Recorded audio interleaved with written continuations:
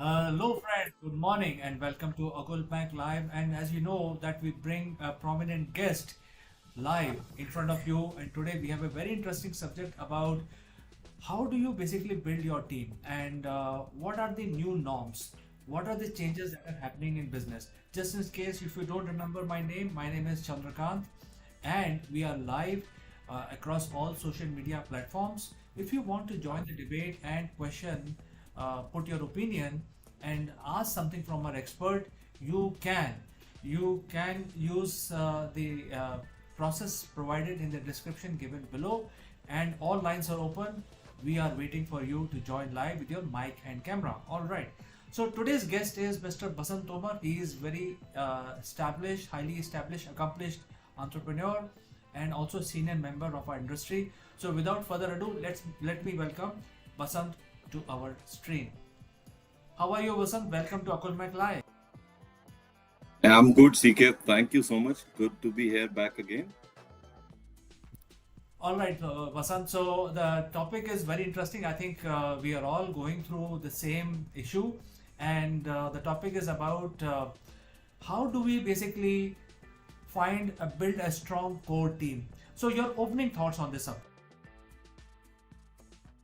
Our team will always be built around a couple of people who can do diverse things aligned to a single goal, more or less. So I may know something, I may have an idea. Somebody could be technically more, somebody could be financially, somebody could be marketing. You will need to come together, align yourself with the same thought and a goal and a vision where you know where you want to take the company and where you all want to reach. Unless that happens, it's the core team always needs to be in place so that things can be handled. Well, I think it's a very deep discussion. We will proceed and we will actually, go step by step, understanding the whole subject, which is very relevant for business. And that brings our first question, which is, there was a major milestone in our life, everybody's life, which was the pandemic 2020. It has come and gone. It has made some changes. So, how is the business? What are the learnings post 2020? Would you like to share some thoughts about this? There are two or three ways where you can answer. One could be personal, second is professional, third could be a social. There are three aspects. Now we are looking at business. Business is impacted by personal and social things around. What the pandemic really showed the face of the businessman, business house, the business community, and how people behave when things really go rough. One, you need to be prepared for everything. People have learned that there is no family business. I said that in last talks also that businesses are there to make money for themselves. It's all, I don't want to use those words, but then they really don't care. 99.9%, if you look at how many time frame. Now, businesses have learned, they've changed because they know everything can shut down. So you need to move away from a typical sense of thing that you're putting all the eggs in one basket and not really looking at, say, internet, social media, or certain things which can keep working on, and you can keep your business moving all the time. When logistics stops, or let's say the money flow stops, what do you do then? These are the things which people have started looking at, and they have diversified and reduced risk. Risk management was very less before. That how to go about it when there's nothing. We've taken loans and there's no money which is flowing and it stops. So what do? You need to pay off. You need to pay the interest. You need to pay whatever gets accumulated. So how do you deal with all that? A lot has been learned by a certain section of businesses, so they are doing things pretty well now, and people have started more doing kind of entrepreneurship, bootstrapping, and trying to do things on their own. You don't look for things outside unless you're sure that you can handle them. Uh, Vasant, one major aspect of our life is what we have noticed is uh, a lot of people are moving away from physical work locations, and they would like to work more and more in the online segment. Do you think this is a scalable model? Uh, it's a fantastic model for an individual or a company which is in this internet OTT and these all spaces.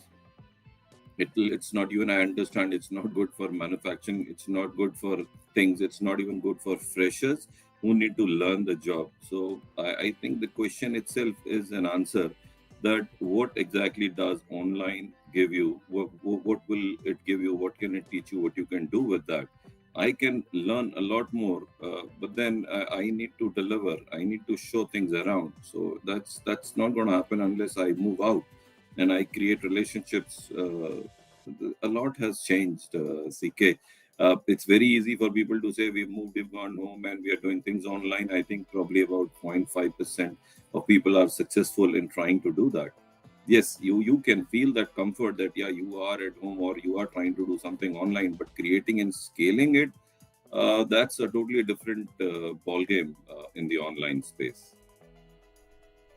All right, Basant, let's move on to the next question, which was asked by some of our audience, and that is, you already mentioned about the online business. What are the changing business environment that are teaching us what we should be doing going forward, because the landscape is changing, and what are the learnings?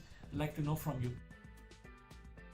Well, it's about what business are you in. Again, see, everything will revolve around your skill set. Uh, Again and again, the repetition and the skill sets that you're learning to do something, we'll have to always start from there. We cannot sitting today say that I am here and I want to do online. Everybody wants to do online. Believe me, everyone wants to become rich and sitting at home. Everyone is looking to do that. Now, businesses had no choice. Post the story, let's say the COVID or pandemic, we don't need to use those words now, but there was no choice because it was restricted.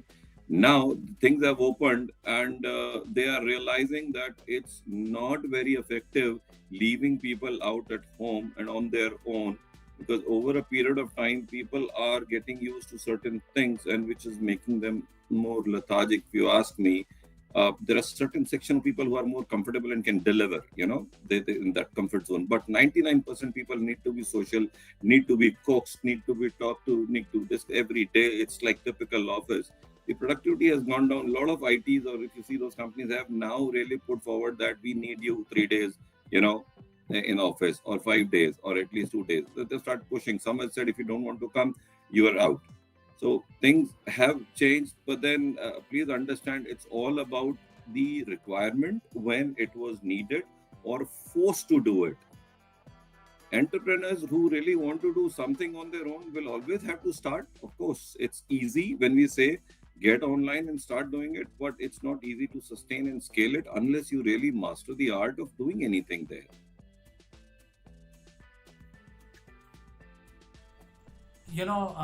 Basant, I have a few comments on this one. Uh, you see, what I have experienced personally is that a lot of people are trying to have a quality time, a family life, and being online is something like ensuring that their quality life will be provided, and they can also be master of their own time frame. Uh, Most of the people, even senior people, also junior people, they don't want to waste 2 hours in the morning and 2 hours in the evening traveling to physical office, when they can be more productive working for lesser number of hours. So there are certain benefits which are being provided, especially now. A lot of AI bots are coming in, so even those people are getting phased out, getting redeployed in something, a new norm, which is the online norm. So I think these are the permanent changes that are happening. So when we talk about learning, how do we basically set up business in 2024, making sure all of these things are part of our business, and the risk management is also there when it comes to hiring people, building a team. So, the question is about what are the key learnings when it comes to how do you basically set up your bigger team. So, your thoughts on this one? Okay. Now, a couple of things that you said, the points that you made, that people want to have a quality of life. They don't want to spend time traveling. See, as an entrepreneur or somebody who runs a business is okay. I feel quite comfortable. Otherwise, I had to travel Delhi, Noida, or Delhi, Gurgaon, 2 hours coming and going. But then it's the time, the value of time, vis-a-vis where what position are you in. This is where it will define for a company, even for an individual. Now time only has value when you are able to really do well. If you don't waste that time, or if you don't spend that time and coming and going. Now for, let's say, 70-75% of people, the jobs are not so critical, but then even their time is not valued. That's why they are paid. I hope you understand where I'm going. So when people say that juniors, they need to travel, then they can't deliver sitting at home. Please, and it's impossible. That they don't even know what to do. So they need to get in tuned with the company, the culture, and how to do things. Go outside. Sitting at home is not going to help you unless you are an expert, you are a master, or you are the someone who's a doer, or who's handling a large team. I can have that, leisure or leverage, that I'm sitting at home and managing a team where I meet certain set of customers, not too many of them. So this is where it needs to come and looked at from that perspective. Second, quality of life never changes. If you are sitting at home for a longer period of time, please understand, 24 hours being in front of family really has no meaning if you're not able to change, improve your life. How will it change? When you say you get more productive, it's very hard to define productivity in that sense, that somebody, I understand that when I have a team now, when I ask them, see, I have given you all the right to stay at home for last 1 year, I said stay and deliver. They are like within NCR region, for example, and offices in Gurgaon. And I have been watching, people are not really more productive. All they are getting is they are feeling entitlement kind of thing. When you want to call them and discuss things with them online, they are having issues, because please understand, people are living in houses with their families, their kids. There is always distraction. Something or the other is always happening at home. So, and sitting there, the guy has nothing else but to look at left, right, and see what kid is doing, wife is doing, father, what they are saying, who's coming at home, what is happening, and there is no focus. This is my personal experience. I've been watching it for 3 years. It's very nice to say that it's good to feel that you are at home. Now those guys are not evolving, they're not developing, they're not focused. They're really, I have seen that. It's first hand on experience that I have done. As I said, I know time, value of my time. I know that I have to take certain large impacting decisions sitting today, for which I need to focus. Now 90% of people do not have to do that. They have to do small things, which when combined together will lead to something for seniors to work on. Well, as a entrepreneur myself, I was on the crossroads couple of years back, and then I was lucky enough to have a friend in LA who started a virtual office company, and then it was logical for me to immediately transition my company into the virtual office environment. What this software offers is some of these things that you already mentioned, like how do you have some sort of association beyond the work with your colleagues. So in the virtual office, you can have a coffee break. You can actually take the productivity metrics, just like Cisco will provide you. You can have multiple meeting rooms.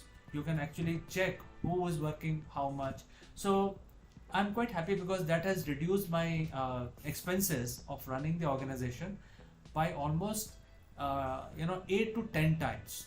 So and now in 2024 we are relying on a lot of AI, further reducing our cost by going onto the online bandwagon.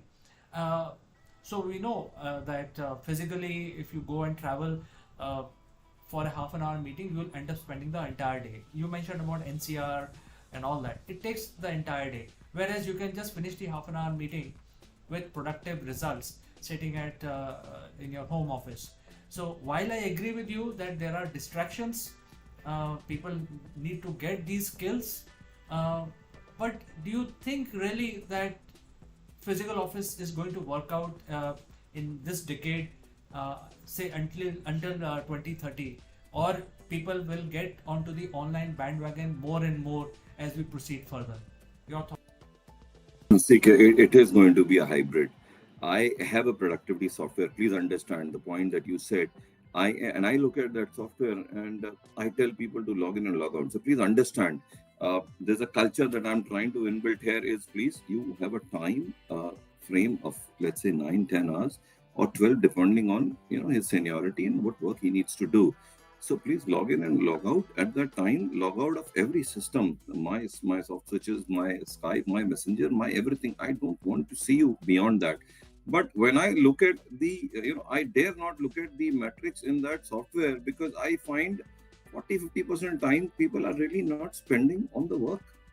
It is it is crazy when you look at those things. When you say uh, that people sitting at home and people move out and they log out that I had this, I had that, and I don't know how to explain this. I am watching it over and over again, and I stopped looking at that software, and I now started the metrics only at 4 point. The basic thing is that this is the R because for us it's like a telecom business, so we make money every second, every minute we lose that. So it's the shift during that shift one that if I am making this much kind of money with these metrics, of quality and whatever, adhering to that and that you need to ensure that I get that. Now, I can't get down deeper into that. At every hour you do this or you do that. I've tried doing that with the team. It has not worked. They don't want to create reports. See, please understand 90% of people will continue doing this. You give them anything. When you ask me, I'm telling very hard fact, which is in front of me. Your business is very different, CK, that what you're doing. Even mine, for example. But if I have to improve the technicalities or the skill sets and how they need to behave with the customer, I have to sit in front of them, with them.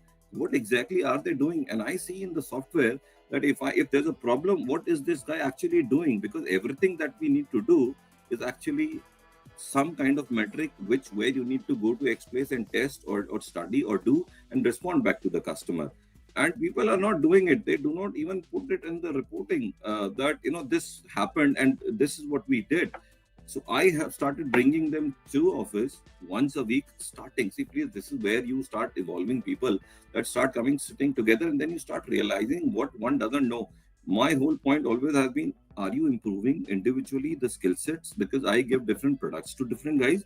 That you handle this, you handle this. Are you evolving now? After a week, when I ask them to show me something on Saturdays, it's not coming up because they are sitting at home and they people need to be led. CK, the whole point in this humanity or in this business is anywhere, even in the house, people want to be led, and you can't lead them unless you are with them, in front of them, asking them. And it's hard for a man to ask everyone and do everything at his end, and the whole structure take care of everything.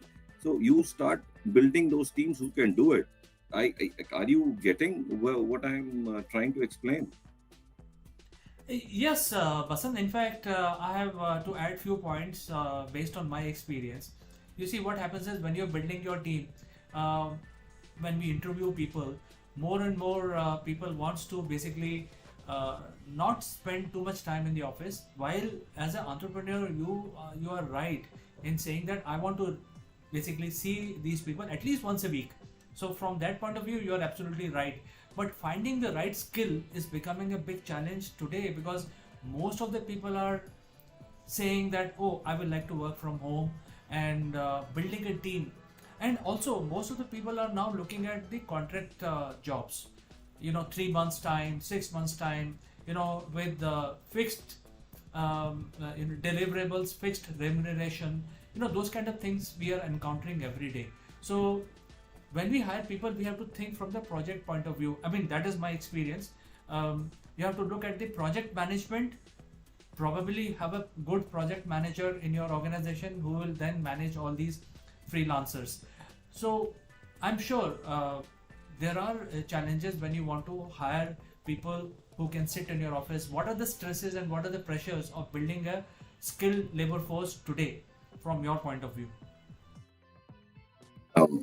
This is a serious topic. Skilled labor and someone who's ready or who can be developed. One. Now, the very interesting fact you will see over a period of time, there have been certain companies who never fired anybody. There is a company in US, I think Lincoln, it is into arc welding, manufacturing equipment. They've never fired anything from 1950s onward. Never.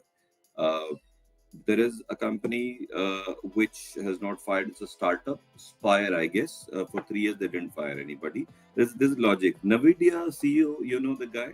He says, "I don't like to fire people. I rather, improve them. If the failure, they take it upon themselves."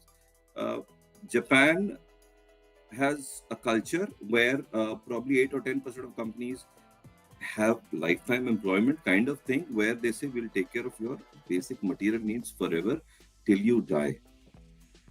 So please understand. And there was another CEO of some companies, Gravity Payment, I get. Yes, he raised the bar of the salary to minimum $70,000. He left as $1 million. He took $1 million pay cut. Now these are very different scenario, very different kind of people who has a different mentality mindset. Now, coming to the questions and the thing that we are talking, it's way too hard to get a skilled labor. People who are applying left, right, and center without any improvement in the skill set. They don't. I have spoken this before. I don't know why they don't do it. Sitting today, online courses, as I said, everything is free or it is of such less cost that you can learn if you are interested. But then you will need to have a set of people around you who will take you to that setup. Now, sitting at home with a family is not going to work. Family is a different mindset. They are a different game ball altogether. Now, if you are at home, you're a fresher and you think you want to evolve, there are very few people who has clearly well-defined thought of thing that I want to do this very specific to, that I want to reach this industry. The whole point of this community or this business not having skilled labor is very simple. The starting of the education and the way we are grooming our graduates, it's just not workable. You do not get any skilled labor. Rahul Gandhi, now people made fun of that. That what he said was, "I will give you a lakh a year," and the skilling, it's like a basic right to get skilled. So if somebody catches that idea, it's a brilliant idea. The execution is needed. Graduates, 60% graduates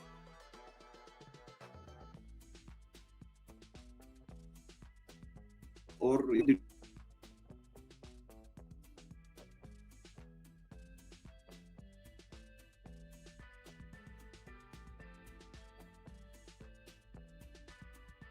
minimum wage of a lakh, it's not less, and giving them an opportunity to get skilled, it's a brilliant move. It's a game changer.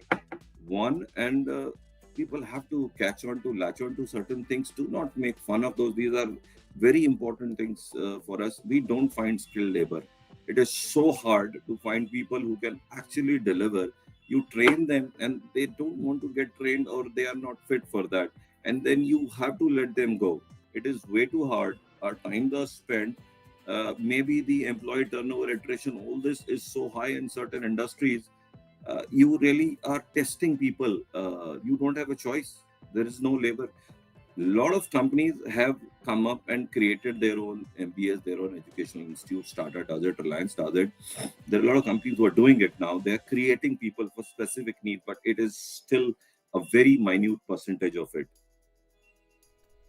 So, this is an important subject, and you are actually handling this. We are all in the same boat, trying to build a strong team with skilled resources who will stick around with us for more than 2 years, or at least 3 years, or maybe longer. So, do you see, because of this changing attitude in the skilled labor workforce, what kind of stress you are going through in order to build your team right now? It's honestly speaking, it's unbearable.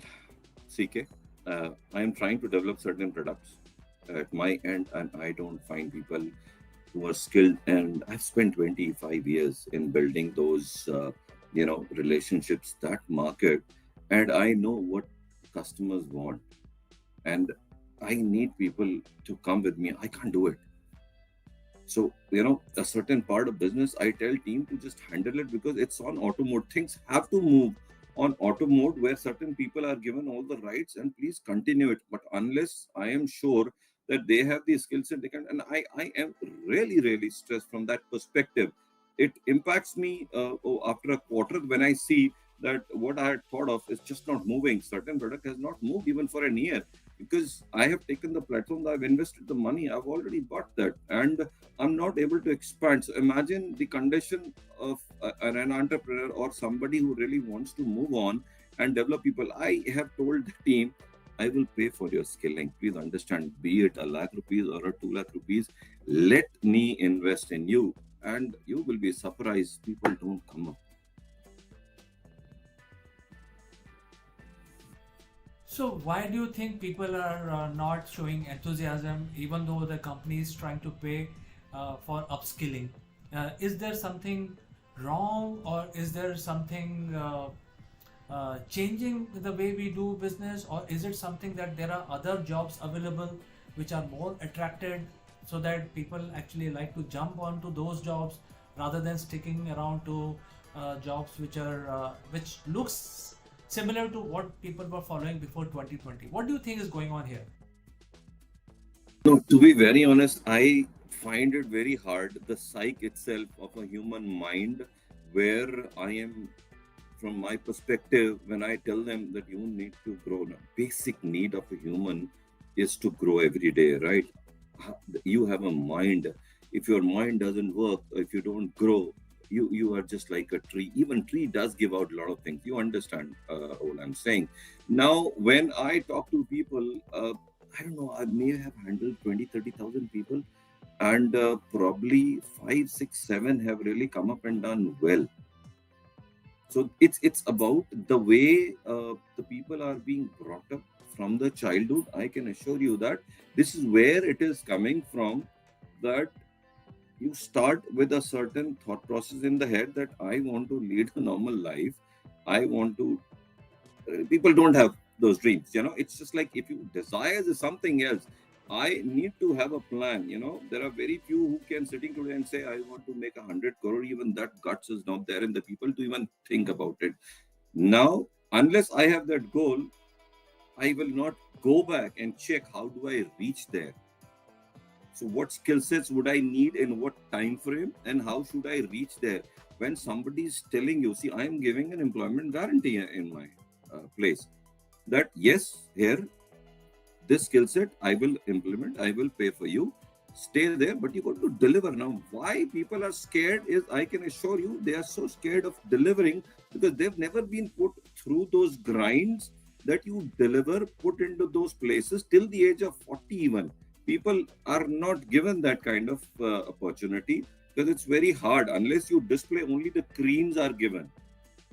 So either we inculcate, as I said, from the childhood as a student, or a class 1, 2, 3 old student, give him something 5, 7 that this is what you need to do, and you are free. Test it out, do it. Now the culture, the strength needs to be built in. A mind is like this, that it's always putting you in that safe zone. Don't do it. Watch your step. Do this, do that. Now you need to get out. Now the kids need to move out from there. We don't want them to. People want to do good in sports. Now we keep saying, no, you will break your head. This will happen. That will happen. The mindset has to be broken. CK, this will not change unless it starts from the basic.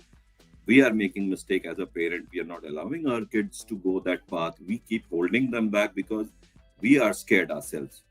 Unless we let go of it, it's not going to change. Well, Basant, let me share some thoughts of mine with you. You see, when we started our journey in the career, we were told that you have to work for a company for at least 5 to 6 years so that you can gain experience, and then that will create value. Your CV will be much more valuable. The future employment will be much more lucrative. So we had to basically stick around for 3 years, 5 years to ensure that our CV looks good. But today's workforce is they are called Gen Z, born after 2020, because they are now 24 years old in 2024. They have never seen those kind of situations where they have to build their CV, and therefore they are like, I agree with you that you're saying that they are totally clueless. The reason being that where is the job opportunity, what this experience will lead to. So I'm sure they're asking their set of questions also. If I continue in this company after 4 years, where my future would be. Business is changing every 6 months. So am I building the right skill set for after 4 years, things like that. So do you think this mindset issue, which is affecting Gen Z, which is the workforce of this decade, is creating a permanent shift in the way we do business? And what is the new normal? Your thoughts, Vasant? Uh, See, the generation that we're talking about now has more opportunities. Please understand. Agreed that they can jump ship, they can find another job.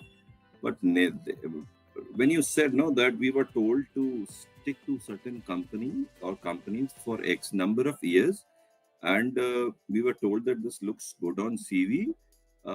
That had relevance probably 15-20 years back, when people or the companies were not changing, the environment was not changing so fast. So somebody manufacturing something was, he kept on doing that. Somebody in that service, he kept on doing that for 10, 20, 30, 40, 50 years. But now things change so fast, and you get a competitor out of blue, and he starts doing things at a much better way than you are doing. So you have to change.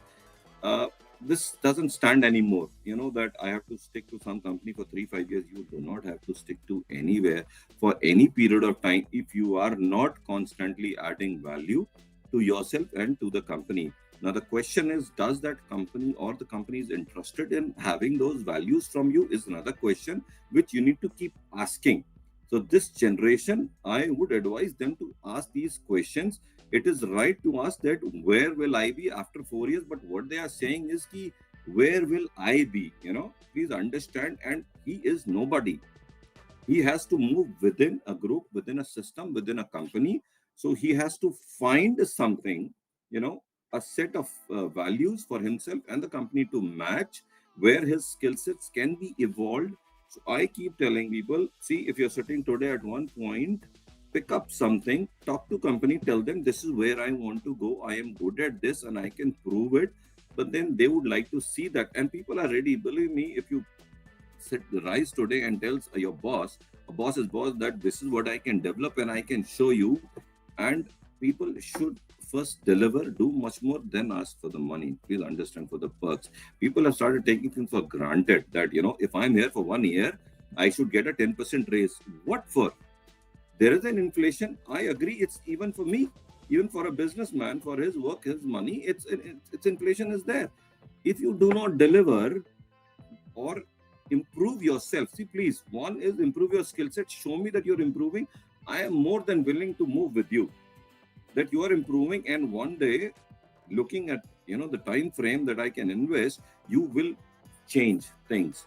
And a guy can come and tell me that, Basant, I want to create a product inside this with your help. And believe me, I am more than willing to accompany or put him there in a corner, that show me and I will invest in you. So the mindset of Gen Z or whatever generation, even old, please understand, it's like, because the opportunities and exposure is too much, this generation thinks they can do anything and they can keep jumping off and keep doing. And no, it's not going to happen like that. You got to create those relationships, the bonds, and for a longer period. You keep jumping over the ships is not going to help you too much. Never. Basant, at this juncture, I would like to bring another very important issue, which is regarding the education. See, the business has changed rapidly and suddenly. And earlier, we used to have MBAs, we used to have engineers, we used to have chartered accountants. None of these skills, or even more skills, none of these skills are relevant anymore, because the way you do business, say for example, if you're a chartered accountant, where will you find your customers? You have to find them online. If you are an MBA, where will you do your sales? You have to find them online. So in addition to having your core education qualification, you need certain skills which are relevant, and which are relevant for business, for you to become hireable or available, or as a valuable resource for the organization. So when these guys come out from the colleges, they are zero on skills. So therefore there is a pressure on businesses like our business to train them.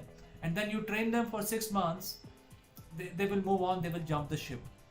So I think there is a catch-22 situation happening. First of all, the education system is not moving along with the industry as fast as the industry would like education to move.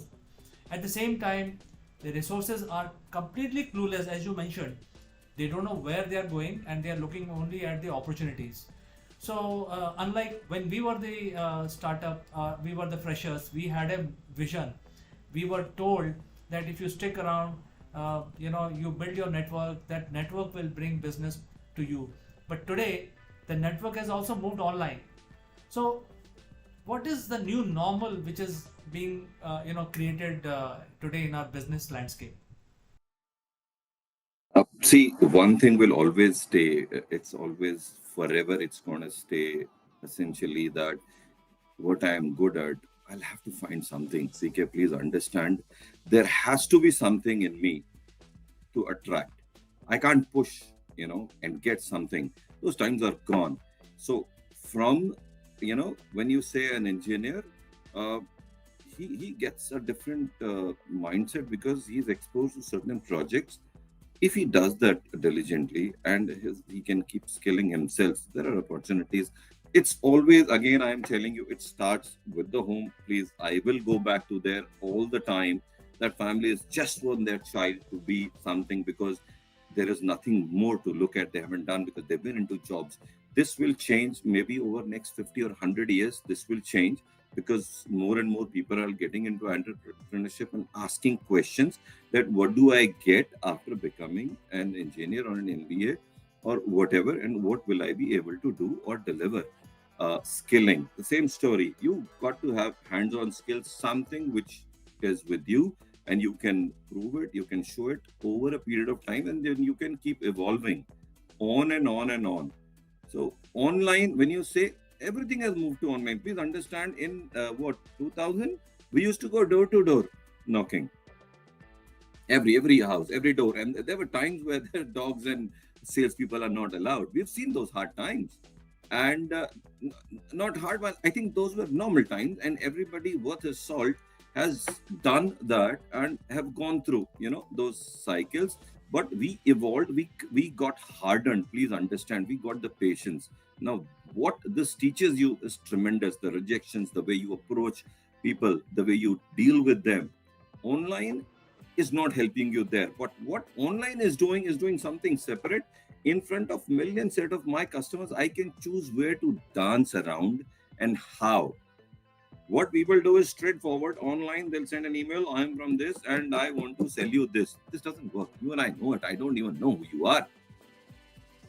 For this generation or the older generation, the shift, the change that has to come is that show your skill sets around those people within those groups and dance around them. Please understand, it's typical dance. You have to show your skill sets, how you behave with them, how do you like them. As I said, relationship building wherever they are, follow them a bit.